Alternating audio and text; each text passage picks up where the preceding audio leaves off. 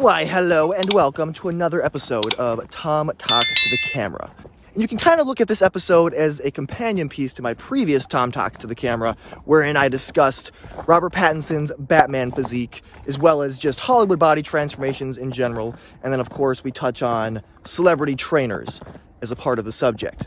So I wanted to elaborate a bit further on the celebrity trainers point, because I think in a lot of ways it kind of comes back to them. So I'm talking about celebrity trainers as well as whoever is giving the nutrition advice as well. So when it comes to Robert Pattinson, no, he likely did not take performance-enhancing drugs to achieve his physique, which is fantastic because those are often going to be in the equation. And then you'll hear this actor put on, 50 pounds of muscle or whatever it is in like 6 months. And it's like that, whether or not the number is true, it likely isn't anyway, but even if it is some substantial muscle gain, that's going to be the result of drugs. I mean, you already don't have honesty in regards to that.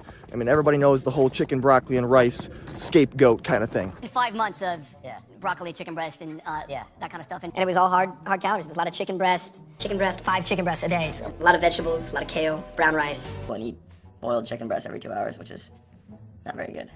But that's how you get that body. Chicken, loads of chicken, pounds and pounds. I would eat at least 2 rotisserie chickens a day. My chicken, fish, maybe steak, always protein, 6 times a day. Protein, steamed vegetables, and occasionally some brown rice. Bland, naked pieces of chicken and rice. Brown rice, grilled chicken, broccoli. So just training constantly, eating just chicken breast, broccoli, and that is it. Yeah. So yes, great that Robert Pattinson did not take that route. And it does sound like he also enjoyed his workouts, which is fantastic. Training's a lot more, it's a lot more fun when you kind of get good at it. When we're at the 70, once you pass over the kind of 6-week mark, then it's all right. I mean, it gets then you feel bad if you're not doing it. It's kind of what everyone says. And then when it comes to his diet, obviously not sustainable. Clearly he did not enjoy that. I never want to see a piece of white fish with just lemon on it, boiled fish. No, it's true. And he also did like the dehydration thing and the salt deprivation thing. So when it comes to celebrities, or for the subject of this video, actors specifically, they are in the limelight. So if they experience some crazy body transformation, the general masses are going to see that in the movie or the TV show or wherever the physique's going to be showcased. And then they're going to want to know how it was achieved. And then we have people like Channing Tatum going on the Kelly Clarkson show to tell the masses just how unsustainable it is to be healthy. It's hard to look like, even if you do work out, to be that kind of in shape is not natural. Do you have to eat like so well? Yeah, you have to. That's not even healthy. You have to starve yourself. Oh my God. I don't think when you're that lean, it's actually health is dangerous. It is, it's true. New public service announcement, folks. Health is not good for you. Work out twice a day. You have to eat completely right at a certain time. It's a specific thing. Or just how unsustainable it is to have your dream physique, so to speak, or a physique that you're just proud of. Now, I'm very sensitive to this because I used to be one of, I guess, the general masses, somebody who wasn't as much in the fitness space or as savvy to fitness practices. But now I've studied this stuff like relentlessly. It's my passion. I'm very much in the fitness space now and, a certified trainer, all that good stuff. So I more or less know what is and isn't possible. I more or less know what is and isn't bullshit. But the general masses don't. And when I speak on the general masses, I'm talking about, the majority around the world. And when you look at the world as a whole, like, there is an obesity epidemic going on. So it's pretty clear that the vast majority probably do not understand what it takes to be fit and healthy. And then these same people will get this message that it is just so hard, so unsustainable to build muscle, to build strength, to lose fat. When it's like, I think that's more a result of whatever the hell these celebrity trainers are trying to say is the way to get in shape. Now, to be fair, in a lot of cases, these actors are put on sort of crash protocols because it needs to be done fast. And that's also usually why drugs are in the equation, because drugs are going to make things happen faster. Like, you'll see an actor go from 0 to 100, and you're like, okay, so that's possible to do that. But then you might try and fail and think that you're a failure, which again, that kind of happened with me along the way on my fitness journey. I'm like, they did it this fast, and it's taken me years and years and years to do something that's not even a fraction of what they do. Now, that was in part because, again, the speed at which you can put on a certain amount of muscle is usually misinformation, and also the ways in which it's often being reported that these celebrities put on the muscle is not the most effective way to do it. Now, of course, there's a lot of ways to skin a cat, so to speak, and by that I mean there's a lot of ways to build muscle. A lot of things can work, and especially if there are performance-enhancing drugs in the equation, it's going to be that much more likely that it might work. Because I know you might be thinking, well, Tom, these celebrities have fantastic physiques. How can these celebrity trainers suck? It's like, first of all, let me just say, I'm not trying to literally say that all celebrity trainers suck. That would be ridiculous. But when you see some of the weird workouts that these trainers are putting these actors on, like for example, the Tom Hardy preparation, he was prepping to play a fucking jacked beast of a dude, and this is the kind of shit he was doing, you know? It was just like fucking nonsense, dude. Like, is this a good use of your time? Obviously not. Just doing a fucking sliding floor ab crunch things, flexing your fucking butthole. Or you'll just hear about what they apparently had to do to achieve the physique. It's like, oh my goodness, I never thought I'd be able to have like a particularly impressive physique that kind of stands out above the rest. But now I'm able to maintain something 365 days a year. I'm not suffering for it. I am not suffering for it. Now, I very much live and breathe fitness. Like, I'm very passionate about it. It's not something that I feel like I would suffer for either way.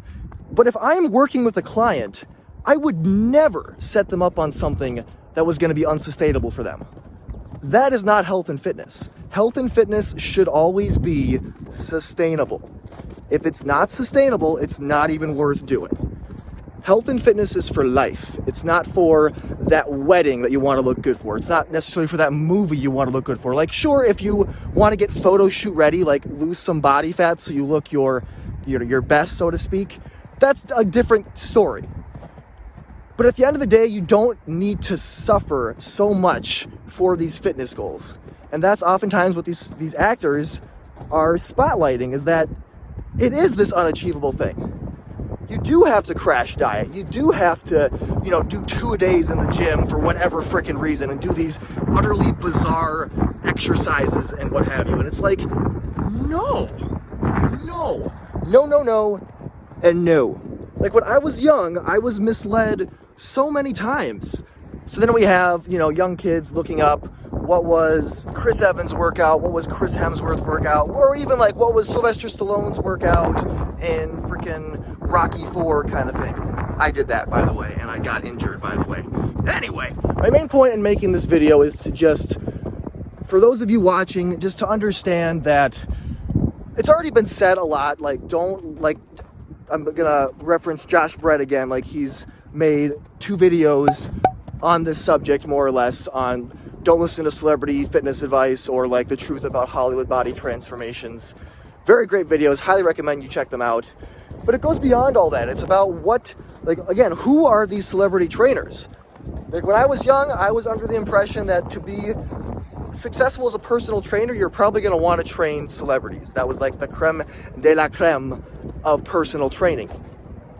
And perhaps it still is in a lot of ways, but it's like I'm sorry, but I feel like I'm sorry if this sounds like I'm being super cocky or whatever, but I think I could train these celebrities way better than a lot of these celebrity trainers are.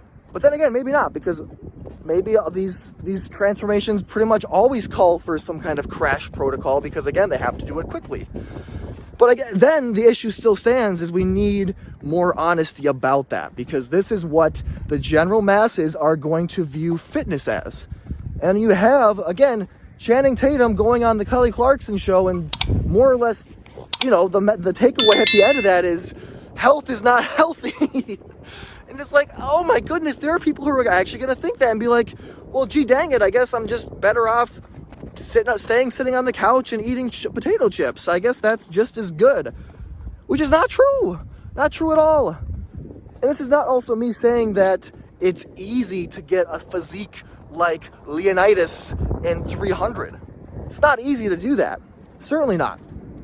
But I guess that's kind of an extreme case. But still, many of these transformations are achievable, especially one like Robert Pattinson's in The Batman. That's very achievable. Very, very achievable. As well as a lot of these other superhero physiques. They're very achievable. Not necessarily in a short period of time. No. But they are achievable nevertheless. So next time you hear a celebrity, an actor, whoever, speaking on what they did to get in shape for a movie role, be as skeptical as you can be. Be a smart and savvy consumer of fitness information, please. For your sake, for my sake, for the sake of everybody. It sucks that, like, on the schoolyard, you could have a kid say, "Did you hear that Danny DeVito put on 60 pounds of muscle in 2 months? Wow. That was a really bizarre hypothetical example, but you get my point. You find a way to make whatever your fitness goal is, you find a way to make your lifestyle work towards that fitness goal. Will there be sacrifices? Most likely, yes. But you try and make the sacrifices as manageable as possible so you can make this as sustainable as possible. And that's going to involve not only understanding why you want what you want, as well as exactly what it's going to take to achieve that, as well as what different approaches you can take to achieve that. As again, there's many ways to skin a cat. Fitness is and should be sustainable. That is all. Anyway, I hope you enjoyed the video. And stay tuned for many more fun times, passionate rambles and rants, and fun video essays and podcasts and all the good stuff.